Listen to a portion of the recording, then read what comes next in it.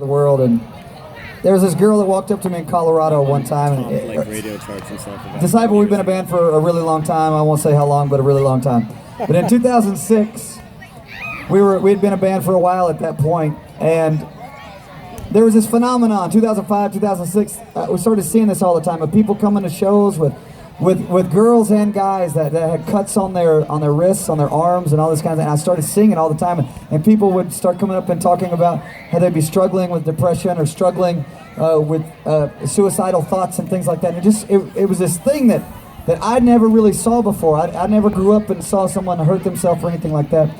But there was a song that, where we were writing this album, I had no ideas. If anybody is creative and you know like what writer's block is, I hit a brick wall. I had no ideas. I was on the back of the bus and I started praying one day, and I was like, God, we got an album due. I need some ideas. I have nothing to say. And I prayed this simple prayer. I said, God, if you want to say something to this generation, will you say it? Just give me the words and I'll say it. And all of a sudden, when I said that prayer, this inspiration started happening. I started getting these words, and I started becoming annoying how I get with these guys when I start getting inspired, and I'll start like tapping them and annoying them and texting them and sending them voice memos and just getting crazy, right? I started doing all that, and we wrote this song called After the World. And whenever it came out, we started hearing these stories. It was insane, because the reason I'm telling you this is that whenever you work for God, no matter what you're doing, He does things behind the scenes that you don't even know, that you had like maybe this much to do with it. Maybe just this much. You know, but it's like the little boy that had the fish and the loaves of bread, and Jesus took it and like did a miracle with it. That's my life. He's taken what little I have and He's done miracles with it. And this is a story about that. So this girl in Colorado came up to me and she said, can I tell you my story? I said, sure. She said, 2 weeks ago, I was going to commit suicide. And I'd never heard a story like this before in 2006. I've heard this story, hundreds, maybe 1,000 times since then. But in 2006, it was the first time I'd ever heard a story like this. She said, 2 weeks ago, I was going to try to kill myself. She said, I wrote a letter out to my family. I wrote a letter to my friends. And she said, I was telling them bye and telling them the reasons that I was doing this and all of that. She said, I signed the letter, tears streaming down her face. She said, I signed the letter. And she said, I'd never prayed before. She said, for some reason, I just said, I'm gonna pray. And I'm just gonna ask God for the one thing that I want, the only thing in this world that I want. I'm gonna ask Him for it. And I mean, she had my full attention, man. I mean, I was locked in. I'd never heard a story like this. I was just standing in front of somebody who possibly could not have, wouldn't be here, And I was locked in, and she said, I prayed a prayer. I said, God, if you're real, that's great and that's fine. But I don't really care that you're real. If you're real, I want to know that you love me. And I don't even want to just know that you love me. She's like, God, I want to hear you say it. And I mean, I was sitting there and I was just like, dang, that is one of the most courageous prayers I've ever heard. She's like, God, I want to hear you say it. I don't care if you're real, and that's fine that you love me, but I don't want to just know it. I don't want to just feel it. I want to hear you say it.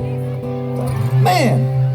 And she said she finished that prayer, and it was like she didn't know why. She just like moved over to the radio. One of those things she couldn't explain it. She said, I just moved over to the radio and I just turned the radio on, she said. She said, when I turned the radio on, the words that I heard, the first words I heard were, I am the one that you've been looking for. I am the one that you've been waiting for. And I've had my eyes on you since the day that you were born. And I will love you when the rain is falling down in your life. I will love you when the sun goes down tonight. And I will love you after this world is no more. She instantly, her prayers were answered. She dropped to her knees and gave her life to Jesus Christ. She said, thank you for that song. I share that with you tonight to say that God is so perfect in His timing. He shows up just at the right moment. I was probably playing a video game or doing something really stupid whenever he did that awesome thing, right? I was probably doing something really dumb, and he did just something I had a little part in, you know. I just prayed a prayer and just said, God, I just want to, whatever, you know. And I wasn't probably even around, who knows? But that's the point that I'm saying tonight.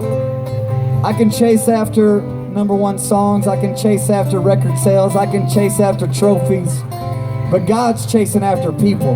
God's chasing after hearts. God's chasing after people's lives. And if we'll be involved and get involved in what He's doing, then we'll go chasing with Him. He loves you. He loves you just like He told that girl that night. He's loved you since day one. He loves you now.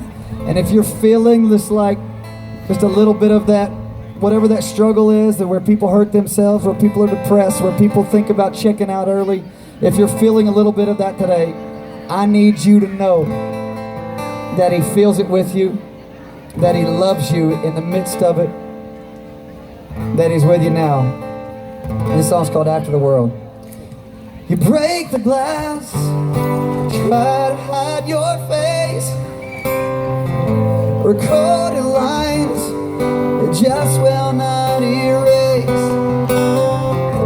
and buried in your loss of innocence, you wonder if you find it again. Was I there for the worst of all your pain? Was I there when your blue sky ran away?